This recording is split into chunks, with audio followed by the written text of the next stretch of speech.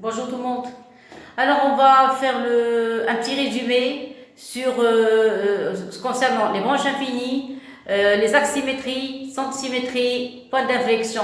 Comme ça, on pourra maintenant passer faire les grandes études de fonctions, n'importe quel genre, bien sûr, sauf les logarithmes et les exponentielles, parce qu'on ne peut les étudier qu'à partir de la fin du mois. Mais maintenant, on va faire qu'un petit résumé pour ne pas commettre de confusion entre les cas. Alors, premièrement, quand on vous demande d'étudier les branches infinies, qu'est-ce que ça veut dire? Ça veut dire vous allez le départ, c'est le domaine de définition.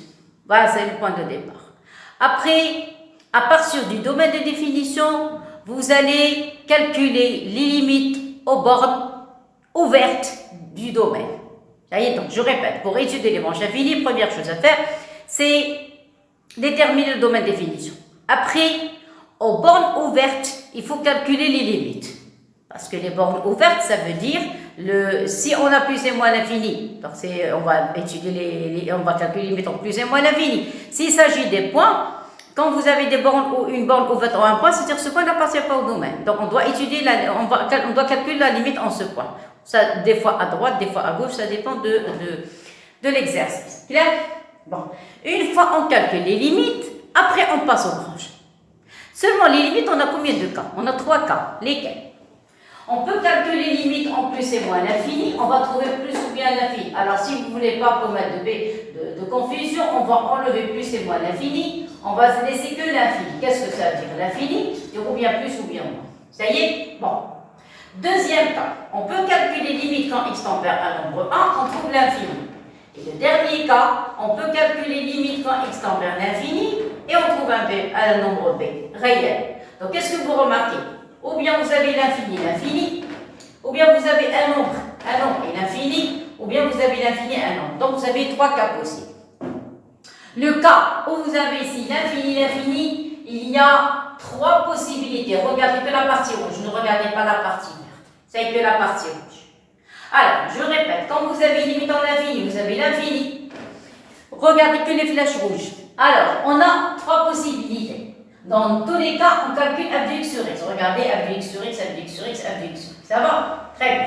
Alors, si vous avez limite en plus infini, vous calculez plus l'infini. Si vous avez limite en moins l'infini, vous calculez limite en moins l'infini. Très bien. Alors, après, qu'est-ce qu'il y a? Quand on calcule limite en l'infini, f de x sur x, qu'est-ce qu'on va trouver? Ou bien on va trouver un 0, ou bien on va trouver un nombre réel non nul, ou bien on va trouver l'infini, plus ou moins l'infini. Le premier cas, limite en l'infini, plus ou moins, ça dépend de l'exercice. Si vous calculez f de x sur x, vous trouvez 0, qu'est-ce que vous allez dire? Il faut écrire la phrase s'il vous plaît. Vous allez dire que c'est de f, admet, une branche parabolique de direction OX, c'est-à-dire l'axe des abscisses. N'oubliez pas d'écrire au voisinage, ou bien plus l'infini, ou bien moins l'infini. Exemple, je vous ai donné la fonction racine de x. Si vous calculez limite, le domaine c'est 0 plus l'infini. Donc ici, on va calculer limite en plus infini, clair, c'est plus infini. Par conséquent, on va calculer limite f de x sur x, f de x sur x. Vous allez trouver racine de x sur x, vous simplifiez, il va rester un 0. Vous allez avoir un 0. Ça y est? Alors, dans ce cas, on va dire qu'on a une branche parabolique de direction OX. Qu'est-ce que ça veut dire? Ça veut dire que c'est de f, c'est la partie rouge, c'est de f. Que va faire la courbe représentative de la fonction f? Elle va suivre l'axe des abscisses, mais en s'éloignant de l'axe des abscisses. Regardez, elle suit l'axe des abscisses et en même temps elle s'éloigne. Alors ça, c'est la courbe de la fonction f de x égale à racine de x. Donc elle suit l'axe des abscisses, en même temps en s'éloignant. Maintenant, je vais passer au troisième cas, directement. J'ai pris le premier et le troisième. Maintenant, c'est la même. Tout à l'heure, c'était 0, maintenant c'est l'infini. Si vous avez limite en l'infini, f de x sur x, plus ou moins, ça dépend, et vous trouvez l'infini, qu'est-ce que vous dites? Vous dites que c'est de f admet une branche parabolique de direction maintenant OX. Tout à l'heure, c'était OX, OY. Tout à l'heure, c'était OX. Maintenant, c'est OY. OY, c'est vertical. C'est vertical, mais il faut dire au voisinage de quoi? Plus l'infini ou bien moins l'infini. Qu'est-ce que je vous ai donné en tant qu'exemple? ça. Alors, en tant qu'exemple, ici, je vous ai donné racine de x. En tant qu'exemple, ici, je vous ai donné f de x égale à x carré. C'est quoi x carré? C'est une parabole. On a déjà étudié cette fonction. Tout le monde la connaît. Ça y est. Et c'est quoi cette fonction? C'est une parabole, elle est comme ça. Regardez, que fait cette fonction? Elle suit l'axe des ordonnées, l'axe OY, elle suit l'axe OY. Mais en même temps, regardez, la distance, elle s'éloigne de l'axe OY, mais en même temps, elle suit l'axe des Y. Alors, regardez la différence entre cette courbe et celle-ci. Celle-ci, elle s'éloigne de l'axe des abscisses, mais elle suit l'axe des abscisses. Et celle-ci, elle s'éloigne de l'axe des Y, mais elle suit l'axe des Y. Du milieu. Exprès, je l'ai laissé à la fin. Pourquoi? Parce qu'elle est en relation avec la partenaire.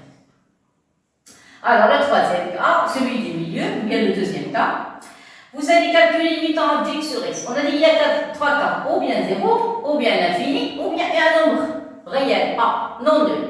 Alors, quand vous trouvez un nombre réel non nul, automatiquement vous calculez f de x moins ax. Je répète, si vous trouvez un réel non nul, automatiquement calculez f de x moins ax. Vous avez vu, il y a deux cas. On peut trouver l'infini, ou bien on peut trouver un nombre réel. Il peut être nul, c'est pas grave. L'essentiel, c'est un nombre réel. Alors, si vous trouvez l'infini, qu'est-ce que vous dites? C de f admet une branche parabolique de direction. Tout à l'heure, c'était OX, ici, OY. Maintenant, branche parabolique de direction à droite delta, d'équation y égale à x. Je répète, si vous trouvez 0, branche parabolique de direction OX. Si vous trouvez l'infini, branche parabolique de direction OY. Si vous trouvez A, vous calculez f de x moins ax. Si vous trouvez l'infini, vous dites C de f admet une branche parabolique de direction à droite d'équation y égale à x. C'est quoi ax? C'est cette droite. ax, là voilà.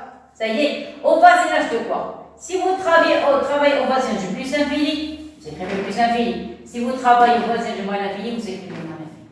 Maintenant, le dessin, c'est quoi le dessin? C'est quoi AX? AX, c'est une droite linéaire. Elle passe par l'origine. AX, c'est une droite qui passe par l'origine. Donc, c'est ce que j'écris, j'ai mis en bleu. Je vais la mettre en vert. Ça y est, j'ai mis, s'il vous plaît, en pointillé exprès pour distinguer l'asymptote des droites de la courbe. Ça y est. Bon, alors, cette droite d'équation y égale à ax, ça va? Alors, je n'ai pas le droit de la toucher au voisinage de l'infini, parce que c'est une branche parabolique de direction. La droite delta égale y égale à x au voisinage de plus l'infini. Je n'ai pas le droit de la toucher au voisinage de plus l'infini. Ça va? Très bien. Alors après, regardez, voilà la droite verte. Alors je vais changer de couleur. Y est égal à ax. Le repère, c'est ce qui est en noir. Et j'ai dessiné une courbe au hasard comme ça. Regardez, elle peut toucher y égale à ax au voisinage du centre du repère, mais elle n'a pas le droit de la toucher au voisinage de l'infini. Et regardez la distance, elle s'éloigne. Elle suit la droite d'équation y égale à x, mais la distance, regardez la distance, s'élargit. Ça y est, donc elle s'éloigne de la droite y égale à x. Tout à l'heure, c'était quand on a OX, elle suit l'axe OX, en même temps en s'éloignant de l'axe. Si vous avez OY, elle suit l'axe des Y, et en même temps elle s'éloigne de OY. Maintenant, qu'est-ce qu'elle fait? Elle suit la droite y égale à x, et en même temps elle s'éloigne de la droite y égale à x. Clair? Maintenant, le dernier cas. Alors, le dernier cas, c'est quoi? Vous trouvez un réel non nul. On fait le même calcul, comme tout à l'heure. Mais seulement maintenant, on ne va pas trouver l'infini, on va trouver un nombre fixe. Nul ou pas nul, ça ne nous intéresse pas. Alors, dans ce cas, qu'est-ce que vous dites? On dit que C de f admet une asymptote oblique. On a terminé avec les branches paraboliques. Une asymptote oblique. Alors, je vais l'écrire en rouge, asymptote oblique. Je vais l'écrire en rouge. Voilà, asymptote oblique.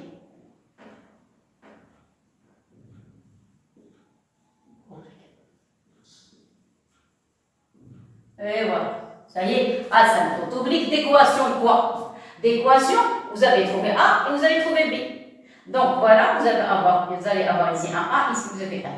Ça y est, équation Y d'équation delta d'équation Y égale AX plus B. Au voisinage, toujours au voisinage, plus infini ou bien moins infini. Vous avez un repère, ça y est, voilà, les bouts du repère.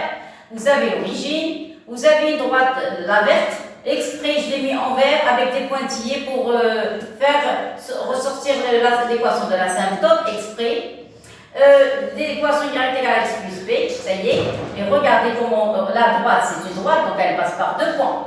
Vous allez fixer 2 points et vous allez la dessiner. Et regardez, ça se voit comme point x tend vers plus l'infini, c'est f de x tend vers plus l'infini, parce que regardez, elle est continue strictement croissante. Ça y est. Et vous remarquez qu'au voisinage de plus l'infini, là, la couleur rouge s'approche de la couleur verte sans la toucher.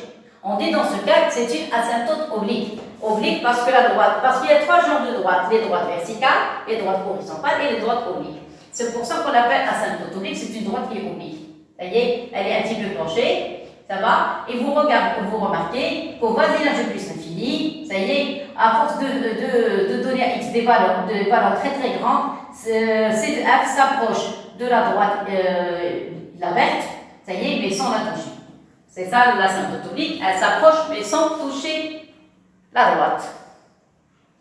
Voilà, donc on a terminé avec le... Oui, il reste la partie verte. La partie verte, admettons, si on vous donne dans un devoir, on vous demande montrer, écoutez, montrer que la droite y d'équation ax plus b, y d'équation, vous allez l'appeler delta, admettons, la droite delta d'équation y est égale à ax plus b est une asymptote oblique. Dans ce cas, on vous la donne dans un plateau d'argent. Ça y est, donc c'est pas la peine de calculer f de x sur x pour trouver a et f de x moins ax pour trouver b. Non, non, non, non, non. Qu'est-ce que vous allez faire? Vous allez calculer, limitant l'infini, seulement de f de x moins y. C'est f de x moins x plus b, mais attention, vous devez trouver 0. Ah, obligatoirement, vous devez, ça c'est un virage dangereux, c'est-à-dire qu'il faut faire attention. Vous devez trouver un 0. Alors, si vous trouvez un 0, donc on a gagné. Et par conséquent, C de A va admettre une asymptote oblique d'équation delta y égale x plus b au voisinage. Si vous travaillez au voisinage plus infini, c'est plus infini. Si vous travaillez au voisinage de moins l'infini, vous allez dire au voisinage de moins l'infini. Clair et net? Très bien. Et voilà, donc on a terminé avec le cas des branches paraboliques et le cas des asymptotes obliques. Maintenant, on va parler des 2 derniers cas. Quand vous avez x tend vers a et vous trouvez l'infini, qu'est-ce qu'on dit? On dit que c'est de f, regardez, c'est x qui tend vers une valeur. Quand on dit x tend vers une valeur, c'est vertical. Ça y est, donc c'est de f admet une asymptote verticale d'équation x est égal à a. X est égal à, c'est ça. X égale a, regardez. X égale a, je mets exprès en rouge, regardez le pointillé. Regardez, la fonction c de f, c'est la verte. Elle est loin de la droite. Regardez, et après, qu'est-ce qu'elle va faire? Elle va s'approcher de l'asymptote, mais sans la toucher. Vous avez vu? Même si on fait le prolongement de la couleur rouge et la couleur verte, elle ne touche jamais. La couleur verte ne touche jamais la couleur rouge. C'est pas? Maintenant, c'est le contraire. Si vous avez maintenant x ne tend pas vers a, tend vers l'infini. Et au lieu de l'infini, si vous avez un nombre fixe, même s'il s'agit de 0, un réel. Dans ce cas, c'est le contraire. Tout à l'heure, c'est une asymptote verticale. Maintenant, c'est une asymptote horizontale. Tout à l'heure, c'était x est égal à a, parce que j'avais ici l'infini. Maintenant, x qui est envers l'infini, et vous avez b. Et f de x, en général, on l'appelle y. Vous vous rappelez, quand nous étions en 3e, on notait presque tout le temps f de x égale à y. C'est pour ça que j'écris c de f admet une asymptote horizontale. Ça y est, d'équation y, ici c'était x égale à a, ici y est égal à b. Le b, c'est le résultat qu'on a obtenu. Au voisinage, de plus ou bien moins de phi. Ça y est. Alors, le même cas ici, regardez. Vous avez le repère. Vous avez la droite rouge, y égale à b. Ça y est. Vous allez dessiner une droite normale. Et regardez C de f. Voilà, c'est une fonction qui continue strictement croissant. Elle vient de moins l'infini et elle va s'approcher de la droite rouge sans la toucher. Et voilà, on a résumé. Je vous ai donné un résumé sur les branches infinies. Ça y est, alors les branches infinies, il y a 3 catégories. Il y a limitant x tend vers a de l'infini, et x tend vers a, on trouve l'infini. Il y a le cas quand x tend vers l'infini, on trouve b. Et il y a le cas où vous avez l'infini, l'infini. Alors, si vous avez l'infini, l'infini, dans ce cas, vous allez trouver trois cas. Le cas de f de x sur s égale 0. Le cas f de x sur x, je parle des limites, l'infini. Et le cas quand vous avez f de x sur x, sa limite est égale à 1. Ça y est. Et après, dans le cas, si on vous demande de montrer que la droite y ax plus b est une asymptote oblique, il suffit seulement de calculer les limites dans l'infini, f de x moins ax plus b, vous devez trouver 0, ni plus ni moins. Dans ce cas, x plus b va jouer le rôle d'une asymptote oblique. Ça va? Alors, on a terminé avec les branches infinies. Et s'il vous plaît, maintenant, on va passer à la dernière partie. On va parler de symétrie, axe-symétrie et point d'inflexion. Ça va? Alors, on commence. Pour l'axe de symétrie, on considère une fonction f définie sur d de f. On dit que la droite delta d'équation x est égale à a est un axe de symétrie. Si et seulement si vous devez avoir quel que soit x appartenant à d de f, vous devez avoir 2a moins x appartenant à d de f. Vous avez deux conditions. Et la deuxième, f de 2a moins x est égal à f de x. Alors ça, concernant axe symétrique, f de 2a moins x est égal à f de x. Maintenant, sans symétrie. Soit f une fonction soit f une fonction définie sur d de f. On dit que le point I de coordonnées AB est un centre symétrique. Si et seulement si, même chose, vous avez la même relation, la première, la même condition. Quel que soit x appartenant à d de f, 2a moins x appartient à d de f. Et ici, vous allez calculer f de 2a moins x. Alors, si vous trouvez d égale à 2b moins f de x, donc c'est un centre de symétrie. Ça y est, s'il vous plaît, dans les deux cas, pour la première, c'est pas grave. La première, on peut commencer la démonstration à partir de f égale à 2a moins x. On peut arriver à f de x. Mais celle-ci, elle est un petit peu difficile. Des fois, c'est un petit peu difficile. Qu'est-ce que vous allez faire? Quand on vous demande de montrer qu'un point est un centre symétrique, effectuez la différence. Mettez le tout d'un seul côté, c'est-à-dire f de 2a moins x, retranchez de b, ajoutez f de x parce que vous avez un signe moins ici, ajoutez f de x de l'autre côté, calculez, vous devez trouver 0. Si vous trouvez 0, dans ce cas, le point de I de coordonnées AB va être un centre symétrique. Ça va? Maintenant, le dernier point, point d'inflexion. Alors, comment savoir que C de f admet un point d'inflexion ou non? Alors, vous devez avoir f, elle doit être deux fois dérivable. Deux fois dérivable sur l'intervalle I, ça y est, soit x en un élément de I. On dit que C de f admet un point d'inflexion, oméga, de coordonnées x0, f de x0. Si et seulement si f seconde s'annule, la dérivée seconde doit s'annuler, mais en changeant de signe. Si elle ne change pas de signe, il n'y a pas de point d'inflexion. Regardez qu'est-ce que ça veut dire changer de signe. C'est-à-dire, vous calculez f seconde, ça y est, vous, comme ça, admettons, vous calculez f seconde de x, après vous posez f seconde égale 0 et vous allez trouver que x est égal à x0. Ça y est, alors quand vous trouvez ça, automatiquement, on part. On dresse le tableau de f seconde, vous placez x0. Vous pouvez trouver ici négatif, ici positif, ou bien l'inverse, positif, négatif. Qu'est-ce que ça veut dire négatif? C'est-à-dire C de f est dirigé vers les y négatifs, et ici, C de f est dirigé vers les y positifs. Ou bien l'inverse. Si vous avez plus, ici C de f est dirigé vers les y positifs, regardez, ici C de f est dirigé vers les y négatifs, et comme ça, on peut conclure que C de f admet un point d'inflexion. Ça y est, donc on a terminé le résumé concernant les suites de fonctions. Alors maintenant, on va commencer une fonction. On a terminé le cours sur les fonctions. Maintenant, on commence. Alors, vous avez une fonction f, vous avez des racines cubiques, vous avez des valeurs intermédiaires et vous avez une relation un petit peu spéciale à la fin. Alors, on va commencer. Première question. Regardez, vous avez des racines cubiques. Donc, première question, vous avez d de f est égal à 0 plus l'infini. Pourquoi? Parce que vous avez des racines cubiques, tout ce qui est sous le radical doit être positif, donc vous avez 0 plus l'infini. Clair? Alors maintenant, on va commencer la dérivabilité à droite de 0. Ça y est? Alors, dérivabilité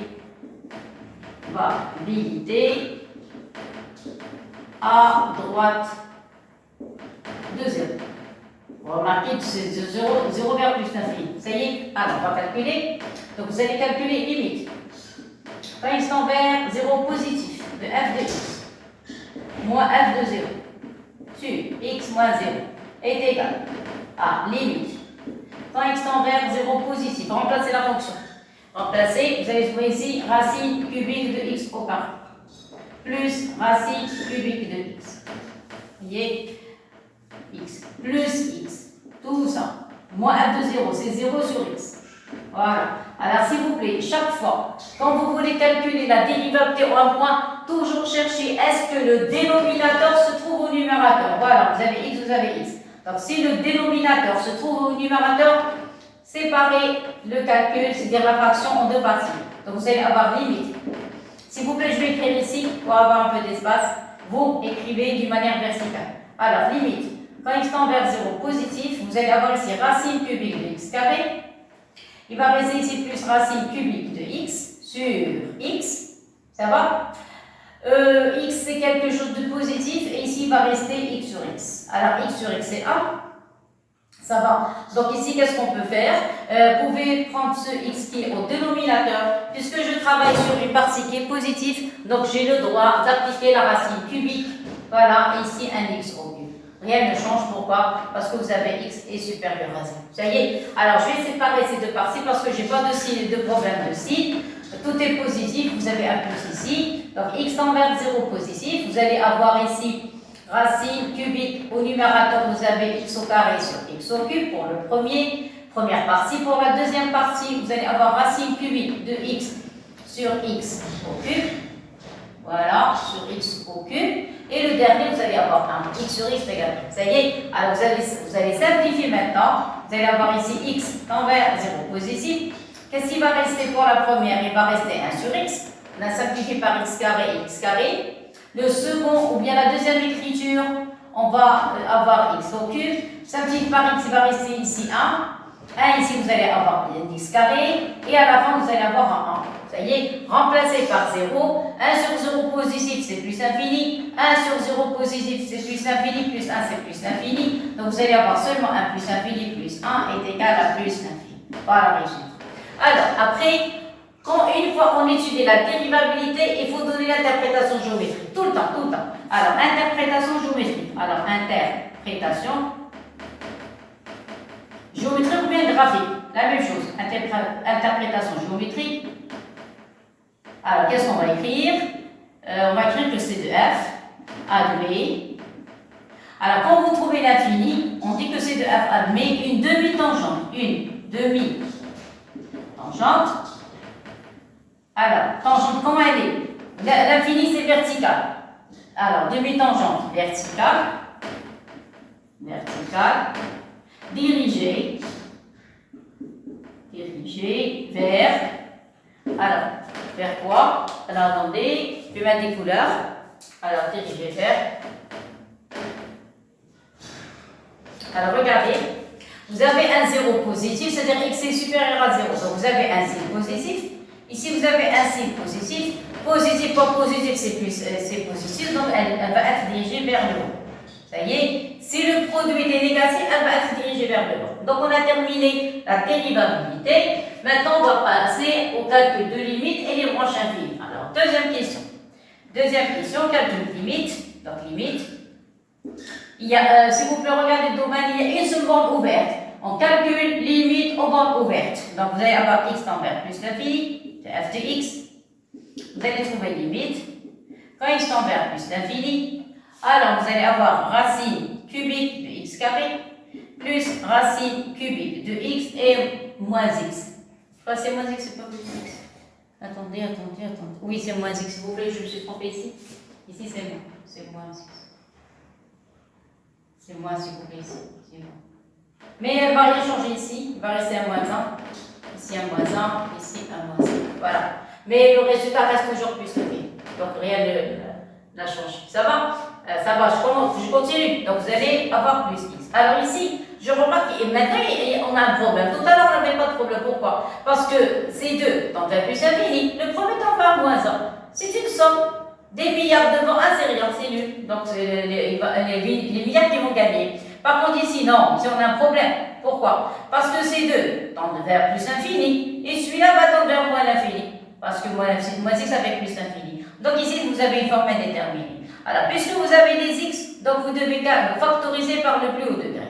Alors, ici, je vais écrire un but ici, s'il vous plaît, toujours pour avoir un peu d'espace. Alors, qu'est-ce que j'ai dit? Quand on calcule limite en plus infini, on factorise par le plus haut degré. Alors, le plus haut degré, le nombre qui a le plus haut degré, qu'est-ce que vous allez avoir ici? vous allez avoir, alors j'ai factorisé par le plus haut degré, on n'a pas de dénominateur. Vous allez avoir ici racine cubique de x au carré sur x. Ici, vous allez avoir plus racine cubique de x sur x. Et ici, vous allez avoir moins 1. Et voilà.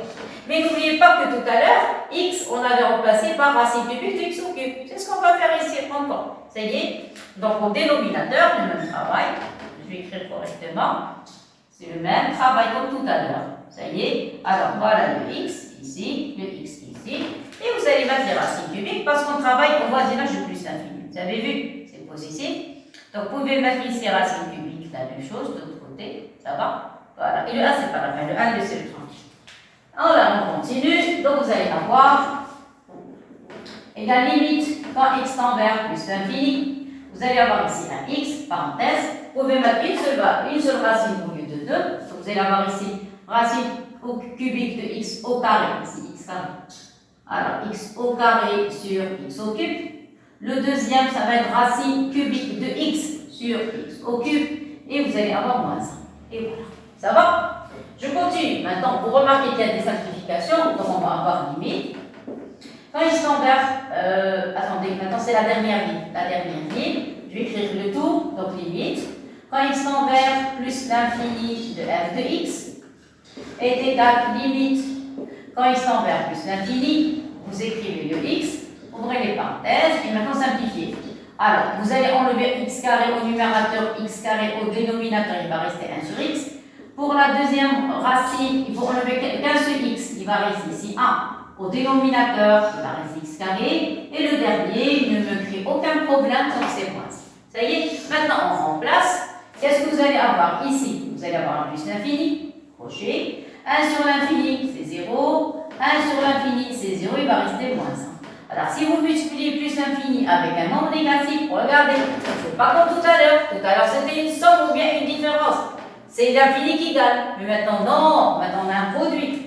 Alors, si vous avez un produit, donc ce sont les nombres qui ont eu beaucoup d'influence sur la limite. Ici, vous avez moins 1. Alors, si vous avez moins 1, le résultat va être moins l'infini. Ça y est? Donc, vous allez avoir limite. Quand on va plus l'infini de f de x, on a trouvé moins l'infini. Voilà. Ça y est? Alors, ça, c'était la question A. Ça, c'est la question A. Ça y est? Alors, maintenant, la question B. Qu'est-ce qu'il demande? Il demande B, étudier les branches infinies au voisinage plus infini. Alors, suivant le cours de tout à l'heure, quand vous avez une limite en infini de f est égal à l'infini, il faut calculer avec x sur x. Vous êtes d'accord avec ça?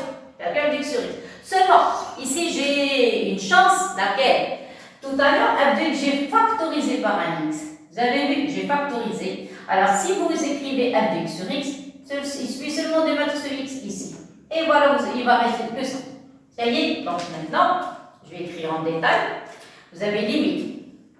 Quand x tend vers plus l'infini de f de x, qu'est-ce qu'on a dit? On va trouver c'est moins l'infini. D'après le cours, qu'est-ce que vous allez calculer? Vous allez calculer limite. Quand x tend vers plus l'infini de f de x sur x. Vous vous rappelez le cours.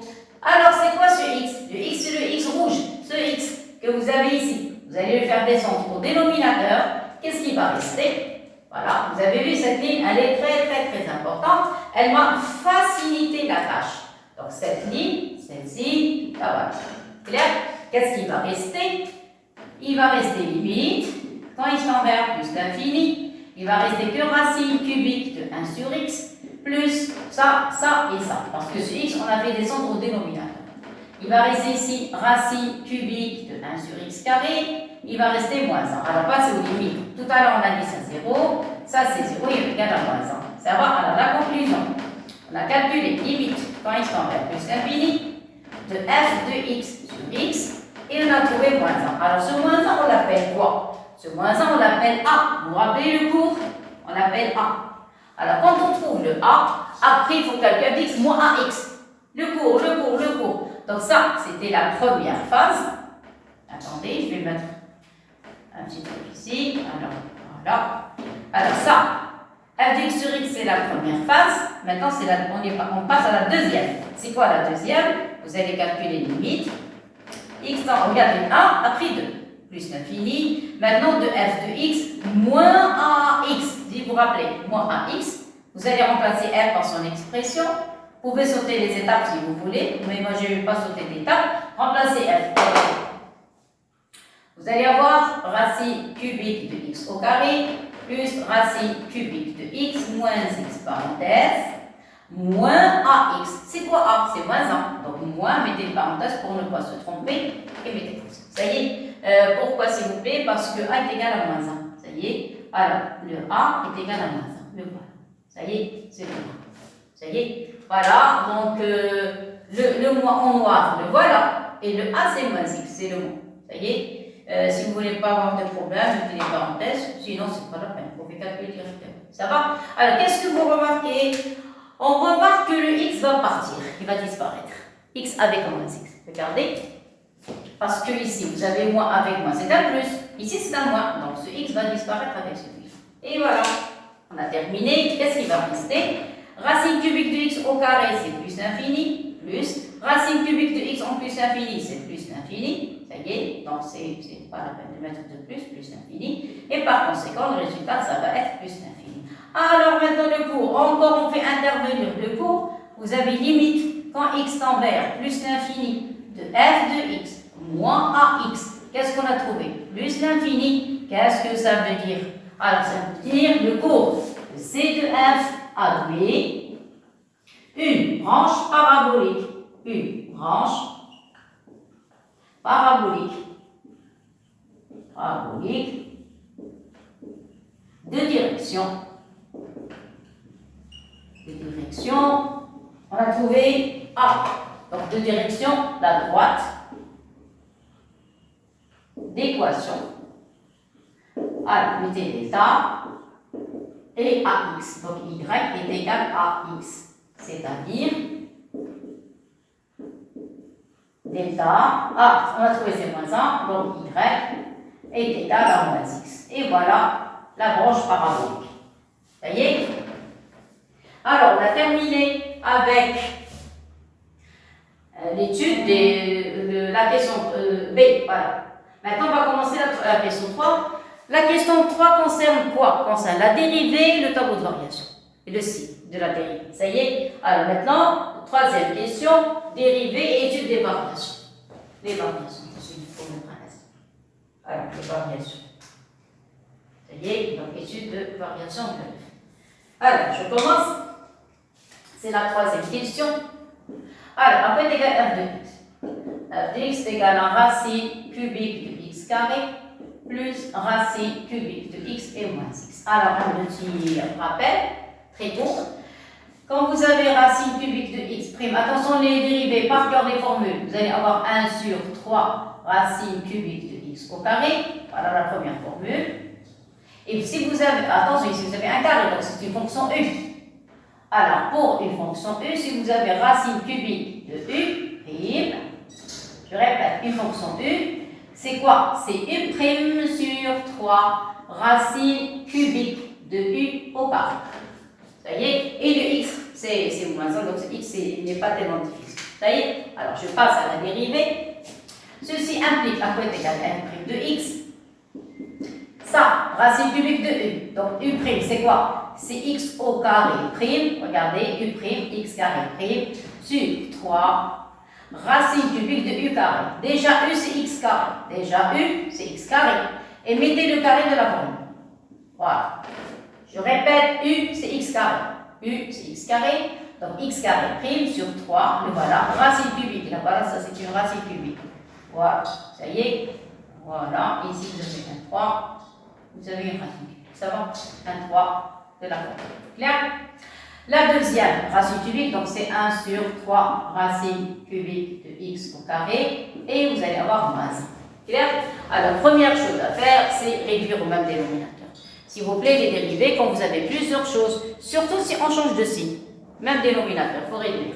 Alors, regardez, vous avez un plus et un moins, il faut réduire au même dénominateur. Ça y est, je travaille sur quelque chose de positif. D'abord, il faut enlever cette dérivée. C'est quoi cette dérivée? C'est 2x sur 3. Ici, s'il vous plaît, vous avez combien de x? 2 fois 2, ça donne 4. Donc, regardez comment je vais écrire racine. Attendez, je vais écrire ici. Regarde. Racine cubique de x puissance 4. Je répète, avec un x qui est positif. Je vais écrire ici. Vous avez x supérieur ou égal à 0. Ceci implique que racine cubique de x au carré. C'est quoi ça? Ça, c'est racine cubique de x puissance 4. Je ne vais pas la laisser comme ça. Comment je vais l'écrire? Je vais l'écrire sous forme de racine cubique de x au cube fois x. Parce que le dernier x apporte puissance 1. Ici, vous avez 1. Ici, vous avez 3. La somme, c'est 3. C'est 4. Alors, faites sortir le x au cube. Donc, vous allez avoir racine cubique de x au cube fois racine cubique de x. J'applique les relations. Ou bien les formules. Ça va? À quoi est égale racine cubique de x au cube? C'est x. Conclusion, vous allez avoir racine cubique de x au carré, le tout au carré, est égal. Que va faire la racine cubique? Va disparaître, il va rester x. Ici, il va rester racine cubique. C'est pas le Ça y est, je vais appliquer là-bas. Donc voilà comment je vais effectuer les calculs. Alors, dans ce cas, qu'est-ce qu'on a dit? Cette partie, voilà, donc ça va donner, on va obtenir x, racine cubique de x. Je répète, voilà la démonstration. Ici, il va rester 1 sur 3 racines cubiques. Vous pouvez faire sortir le carré si vous voulez. Je n'ai pas de problème avec le carré. Voilà. Et ici, vous avez moins. Ça y est. Alors maintenant, on va essayer. Oui, simplification. Regardez, il y a une petite simplification. Le x avec le x. Vous avez vu? Il y a une simplification. Et maintenant, je vais essayer de réduire au même dénominateur. Ici, vous avez racine cubique de x. Ici, vous avez racine de x au carré. Ici, vous n'avez rien du tout. Donc, on va réduire au même dénominateur. Qu'est-ce qu'on va obtenir? Ici, vous avez 1 fois 1, 3. Ici, il n'y a rien. Donc, dans cette partie, vous avez déjà une racine cubique. Donc, je vais multiplier racine cubique ici, racine cubique ici. Donc, qu'est-ce que j'obtiens pour le premier? La première écriture, j'obtiens racine cubique de x. La deuxième, je ne vais pas toucher. Elle a un dénominateur complet. Mais le dernier n'a rien du tout. Donc, je vais multiplier par 3 racine x cubique carré. Voilà. Donc, racine cubique de x au carré parce que le dernier n'a rien du tout. Et dans ce cas, le dénominateur commun, ça va être racine cubique de x, le tout au carré. Ça y est, je répète, le dénominateur. Alors, regarde. Je ne vais pas toucher le dénominateur, c'est quelque chose de positif. Donc, on est tranquille avec le dénominateur. Ici, vous laissez tranquille de racine cubique de x, laissez tranquille le a, et ce nombre, vous allez le décomposer. Vous allez écrire 2 racine cubique de x au carré et moins racine cubique de x au carré. Voilà, au carré. Voilà. Pourquoi? Parce que vous allez avoir f' de x est égal. Alors, vous allez grouper les nombres où vous avez 1, 2. Donc, le premier et le troisième. Donc, vous allez avoir 2 racine cubique de x moins 2 racine cubique de x, le tout au carré. Clair? Après, il reste le a plus 1 moins racine cubique de x, le tout au carré. Et voilà. Donc, maintenant, je vais mettre les parenthèses. Vous allez prendre ces deux premiers et les deux derniers. Ça y est, n'oubliez pas. Attendez, il y a un ici. Il faut qu'on le voir correctement. Alors ici, vous avez racine cubique de x, le tout au carré. Ça y est. Alors maintenant, qu'est-ce que je vais faire? Je vais factoriser par 2 racines cubiques de 2 racines cubiques de x. Donc, factoriser les deux premiers. On peut factoriser par 2 racines cubiques de x. Qu'est-ce qui va rester ici? Il va rester a. Ici, il va rester moins racine cubique de x. Alors ça, c'est pour le premier. Ça, c'est première factorisation. Pour la seconde, c'est une identité. Identité du deuxième degré. Alors, le a, vous pouvez mettre le a si vous voulez comme ça, 1 au carré, c'est de la forme a carré moins b carré. Donc, qu'est-ce qu'on obtient? On obtient a moins racine cubique de x, facteur de 1 plus racine cubique de x. C'est de la forme a carré moins b carré. Ça va? A, c'est le 1, et b, c'est racine cubique. N'oubliez pas le dénominateur. Et voilà, j'ai terminé. Ça va. La dernière ligne. Voilà, à quoi est égal f' de x, c'est la dernière. Vous avez un dénominateur positif, racine cubique de x, le tout au carré. Vous pouvez factoriser par 1 moins racine de x, regardez, et 1 moins racine de x, voilà le voilà. 1 moins racine cubique de x, voilà. Et ouvrez les parenthèses, qu'est-ce qu'il reste? Il reste 2. Alors attendez, il reste ici 2 racines cubiques de x. Voilà, il reste le 1, il reste racine cubique. Donc, plus 1 et plus racine cubique de x. Voilà ce qui reste. Ça va? Maintenant, ça y est, j'ai terminé. Qu'est-ce que vous remarquez? Positif, positif, ça, positif, positif, positif. Donc on a un problème seulement avec la partie qui est verte. La partie qui est verte, elle va changer de signe, mais les parties rouges et les parties noires, j'ai aucun problème. Maintenant, qu'est-ce qu'on a? Il faut arranger le calcul. Ça veut dire quoi? Ça veut dire que f' de x, l'écriture finale, vous avez ici 3 racines cubiques de x de tout au carré. Ça y est, la partie qui est en rouge, vous avez 2 racines cubiques et une autre racine cubique, donc ça donne 3 racines cubiques de x et vous avez plus. Donc j'ai terminé avec la partie rouge, il ne reste que la partie verte, 1 moins racine cubique de x. Et voilà. Ça y est, j'ai terminé la dérivée. Vous avez intérêt à refaire tout ça parce que c'est la fin de l'étude fonction. Vous devez apprendre de cours par cœur, les dérivés, les branches, tout, de A jusqu'à Z. Alors, maintenant la conclusion. Vous avez le signe de f' dépend de quoi? Alors, dépend du signe de quoi? De 1 moins racine cubique. Parce que tout le reste est positif. Dépend du signe de 1 moins racine cubique de x. Voilà. C'est lui qui va me donner le signe de la dérivée. Clair? Alors, je vous laisse regarder le signe de... Et voilà. Ça y est. Dépend du signe du nombre. Ou bien de 1 moins racine cubique. Ça y est. Alors, j'ai terminé. Voilà, regardez, je vais effacer le tableau pour pouvoir terminer l'étude. Voilà, je vais tourner un petit peu le tableau. Maintenant, j'ai passé le tableau. Regardez. Voilà la dérivée, la partie verte, la partie rouge et la partie noire. Le rouge et le noir, c'est positif. On a un problème avec la partie verte. J'ai écrit 1 moins racine cubique de x. Ça s'annule encore en 1. Si vous donnez x la valeur a, racine cubique de 1, c'est 1. 1 moins 1, c'est 0. Alors maintenant, le signe. Comment j'ai fait pour déterminer le signe? Regardez, ici, vous avez un signe racine cubique de x, vous avez un signe moins. Ici, c'est le signe contraire. Le signe contraire, ça va être plus. De l'autre côté, c'est le moins. Ça va? Alors, vous allez mettre copier-coller. Donc, ici, vous allez avoir un 1. Voilà, la dérivée f' et f. Ici, un plus. Ici, un moins. Allez, ici, croissant, décroissant. Il manque quelque chose. Qu'est-ce qu'il manque? Il manque la dérivabilité en 0. Tout à l'heure, on avait calculé la dérivabilité en 0 et on avait trouvé une demi-tangente dirigée vers le haut. Vous vous rappelez? Donc, elle n'est pas dérivable. Donc, on a trouvé l'infini. Donc, vous allez ici, la partie de la dérivée, la partie f', vous avez la dérivée, vous allez mettre 2 petites barres, mais courtes. Pourquoi courtes? Pour prouver qu'elle n'est pas dérivable. Ça y est, et vous allez poser ici ce que vous avez trouvé. Vous avez trouvé plus l'infini. Ça y est, donc vous placez plus l'infini. Vous montrez au correcteur qu'elle n'est pas dérivable, et on calcule la dérivabilité, on avait trouvé plus l'infini. Ça va? Maintenant, les images. Alors, vous avez l'image en 0. Tout à l'heure, on a trouvé 0. Ici, l'image de 1. 1 et 1 et 1, ça donne 1. Voilà. Et plus l'infini, on avait trouvé tout à l'heure, on avait trouvé moins l'infini. Et voilà. Voilà le tableau de variation de la fonction. On a terminé. Maintenant, on va passer à la valeur intermédiaire. 4e question. Alors, 4e question, c'est la valeur intermédiaire. Il demande de montrer que l'équation x est égale à 0 admet une solution unique alpha, telle qu'alpha appartient à 1 plus infini. Or, ici, on a un intervalle ouvert, donc on ne peut pas parler de valeur intermédiaire. Ça y est, l'intervalle 1 plus l'infini. Regardez, c'est quoi f? Alors, c'est la 4e question. Alors, 4e question, qu'est-ce qu'on a? Premier point, on a f et somme de fonctions continues sur 0 plus l'infini. Parce qu'on travaille sur 0 plus l'infini. Donc, f est continue. Continue sur 0 plus l'infini. Ça y est, mais on ne veut pas de 0 plus infini. On veut 1 plus l'infini. Donc, f est continue.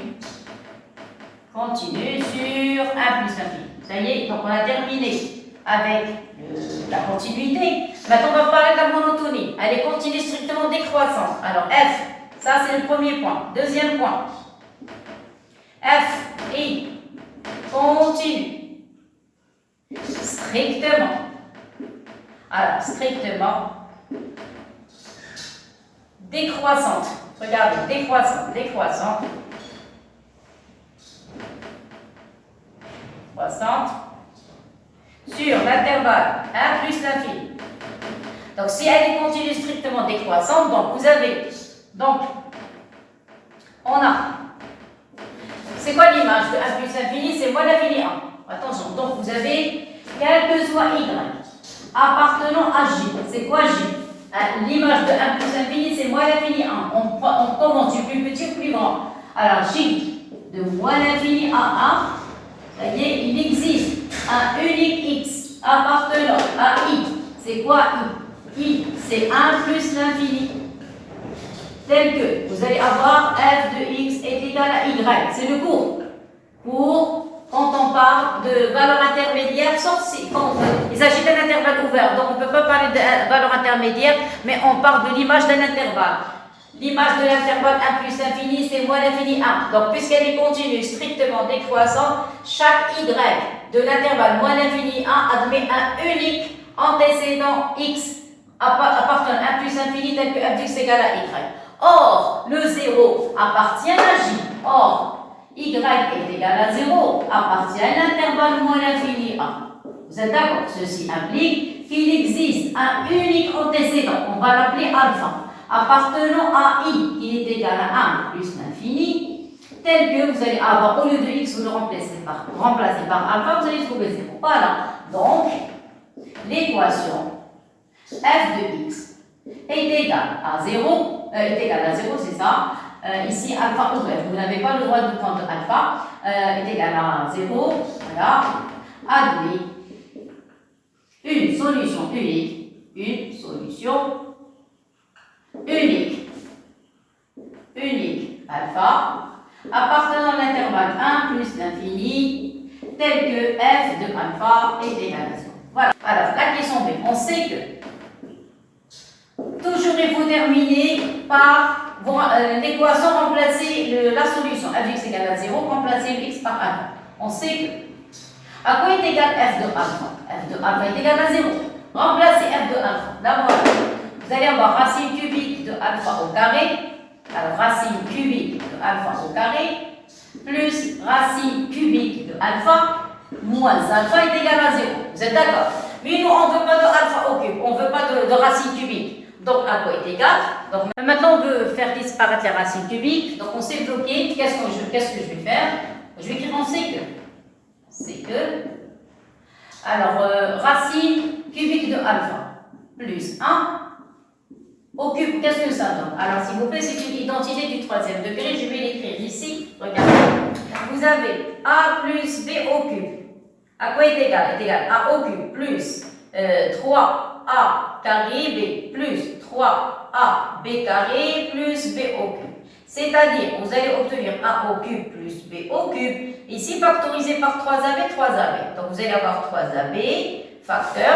Si vous factorisez par 3ab, il va rester un a ici. 3ab, il va rester un b ici. Ça y est, donc voilà le résultat de a plus b.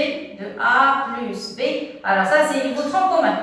Tronc commun, les identités au cube. Et voilà, je vais utiliser cette identité. Ça y est, alors, je commence. C'est quoi le A? A, c'est racine cubique de alpha et le B, c'est le 1. Donc, je remplace directement ici. Donc, vous allez avoir A au cube. A au cube, c'est racine cubique de alpha. Le tout au cube. Plus le B. C'est quoi le B? On a dit c'est 1. Alors, plus 1 au cube. Plus 3A fois B. Alors, 3A, c'est racine cubique de alpha. Voilà, le A fois le B, c'est 1. Facteur de A plus B. A plus B, c'est racine cubique de alpha plus 1. Et voilà. Alors, je vais écrire ici. On pose. Racine cubique de alpha est égal à A et le 1 est égal à B. Et 1 est égal à B. Ça y est. Alors, que va faire la racine cubique ici? Elle va disparaître. Il va rester ici alpha. Ici va rester le 1. Ça y est. Ici va rester 3 racines cubiques de alpha. Le 1, ça y est, on n'a pas besoin de A. Il va rester racine cubique de A plus 1. Et voilà le résultat. Vous allez grouper les racines d'un seul côté. Je vais écrire ça avec une autre couleur. Vous allez grouper racine cubique de alpha au carré, celle-ci, plus racine cubique de alpha. Mettez le moins alpha de ce côté. Donc ça va être égal à alpha. Donc voilà la première équation. Ça y est. Mais ici, qu'est-ce que je vais faire? Alors, attendez, je vais effacer ça. Je vais écrire ici. Vous avez racine cubique de alpha pour ne pas avoir de problème. C'est égal à A et le 1 est égal à B. Ça y est, pour ne pas avoir commettre de confusion. Et ici, qu'est-ce que vous allez avoir? Vous allez avoir racine cubique de alpha, ceci implique, plus 1 le tout au cube. Ça va? Maintenant, vous pouvez développer racine cubique. Qu'est-ce que vous allez avoir ici? Alors ici, vous allez avoir racine cubique de alpha plus 1 le tout au cube est égal à alpha plus 1 plus 3. Faites entrer la racine cubique à l'intérieur, vous allez avoir racine cubique de alpha au carré. Regardez, racine cubique de alpha fois racine cubique de alpha, c'est racine cubique de alpha au carré. Vous pouvez mettre le carré à l'intérieur ou bien à l'extérieur, c'est la même chose. Je travaille dans une partie positive, je n'ai pas de problème. Et racine cubique fois alpha, ça donne racine cubique de alpha. Et c'est quoi ça? C'est la partie que j'écris en rouge. Là, voilà. Racine cubique de alpha, je vais la remplacer par alpha. Regardez, ceci est égal à alpha. Et qu'est-ce qu'il manque? Il manque le 3. Alors le 3, je n'ai pas touché. Voilà le 3. Vous voyez, je n'ai pas touché le 3. Maintenant, pour ce terme, même chose. Ici, de plus, je vais écrire maintenant en rouge, la relation en rouge. De plus, vous avez racine cubique de alpha au carré, plus racine cubique de alpha est égal à alpha. Vous êtes d'accord? Le carré, vous pouvez le mettre à l'extérieur. Donc, vous allez avoir racine cubique de alpha au carré, plus racine cubique de alpha est égal à alpha. Factorisé par racine cubique de alpha, donc racine cubique de alpha facteur, qu'est-ce qui va rester ici? Il va rester racine cubique de alpha plus 1 égal à alpha. Ça y est? Mais ici, moi j'ai au cube. Alors, puisque j'ai au cube, je vais mettre le tout au cube. Donc ici, encore une autre ligne. Je donne trop de détails. Vous pouvez sauter les étapes si vous voulez. Donc, vous allez avoir racine cubique de alpha plus 1 est égal à alpha. Mettez le tout au cube. Donc, si vous mettez le tout au cube, tout ça au cube. Ça y est, qu'est-ce qu'on obtient? Alors, c'est la fin. Que va faire la racine cubique avec le 3? Ça va disparaître. Ici, va rester alpha. Racine cubique avec le cube a disparu. Ça, non, il va rester. Donc, vous allez avoir racine cubique de alpha plus 1 au cube. Et alpha au cube, vous allez avoir ici, on ne peut rien faire ici. Ça y est. Alors, qu'est-ce que vous remarquez? Vous avez un alpha au cube. Vous pouvez simplifier alpha avec alpha. Qu'est-ce qui va rester? C'est la 1. Ça y est, je termine. Donc, vous allez avoir racine cubique de alpha plus 1. Le tout au cube. Vous allez diviser ici par alpha, ici par alpha. Il va rester alpha carré. Voilà, j'ai terminé. Ça y est, maintenant remplacé par alpha carré. Ça y est, voilà, bleu. Voilà, est égal. Alpha, le voilà alpha, plus 1, le voilà, plus 3. Voilà 3. Après, qu'est-ce qui reste? Ici, il reste plus 1. 3 alpha. Voilà. Ça y est, alpha carré est égal à 4 alpha plus 1. C'est ça, 4 alpha plus 1. Ça y est, mettez le tout de ce côté. Donc, vous allez avoir alpha carré moins 4 alpha moins 1 est égal à 0. Ça y est, mais vous allez me dire, ici, on a alpha au cube. Oui, je sais alpha au cube. Il suffit seulement de multiplier le tout par alpha. Vous avez alpha, c'est un nombre qui est positif. Alpha est supérieur à 0, ne va pas me créer de problème. Multiplie tout par alpha. Ici, ça devient alpha au cube. Ici, moins 4 alpha carré. Ici, moins alpha égale à 0. Et voilà. Qu'est-ce qu'on sait? On sait que A inférieur à alpha, inférieur à B. N'oubliez pas que alpha est supérieur à 1. Donc, le alpha se trouve ici. Ça y est, la fonction, elle passe de 0 à 1. Et ici, l'image de alpha, c'est 0. Alors, une petite remarque, s'il vous plaît. Toutes les valeurs qui sont plus petites que alpha.